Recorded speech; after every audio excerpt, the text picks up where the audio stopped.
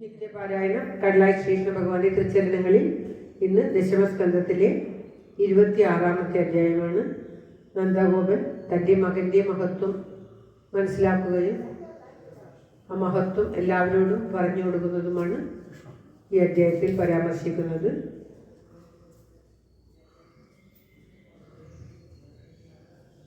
ഇടയ്ക്കിടയ്ക്ക് ഭഗവാനാണ് തൻ്റെ മകൻ എന്ന് തോന്നുമെങ്കിലും വീണ്ടും ലൗകികത്തിൽ മുഴുകി ഭഗവാനെ തൻ്റെ മകനായിട്ട് കരുതും.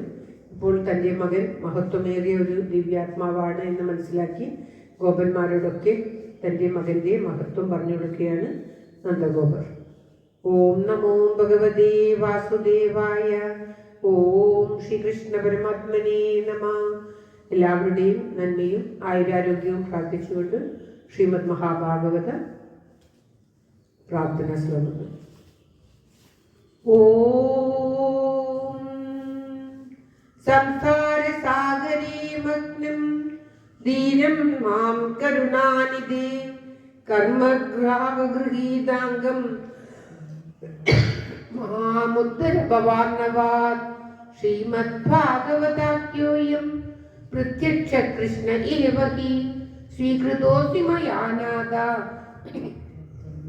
മുക്ത്യർത്ഥം ഭവസാഗരേ മനോരഥോ മദീയോയം സഫലഃ സർവദാ ത്വയാ നിർവിഘ്നേനൈവ കർത്തവ്യോ ദാസോഹം തവ കേശവ.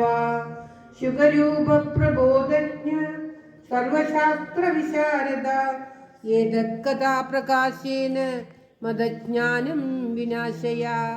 ദേവദേവ ജഗന്നാഥ പുണ്യശ്രവണ കീർത്തന യദുത്തമോത്തമ ശ്ലോക നാരായണ നമോസ്തുതേ. ഭവേ ഭവേദാ ഭക്തി പാദയോസ്തവ ജായതേ തദാ പുരുഷ ദേവേശ നാദസ്തം നോ യദ പ്രഭോ.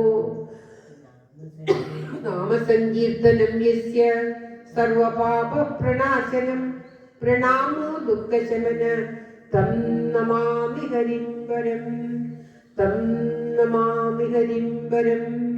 ശ്രീമദ് മഹാഭാഗവത വന്ദന ശ്ലോകങ്ങൾ. ഓം തത്സത്. ഓം ജന്മാദസ്യദുന്വയാദിതരദച്ചാത്വേഷവിജ്ഞസ്വരാട് തേനേ ബ്രഹ്മഹൃദായ ആദികവയേ മുഹ്യന്തി യൽ സൂരയാ തേജോ വാരിമൃതാം യഥാ വിനിമയോ യത്ര ത്രിസർഗോ മൃഷാ ദാമ്നാ സ്വേന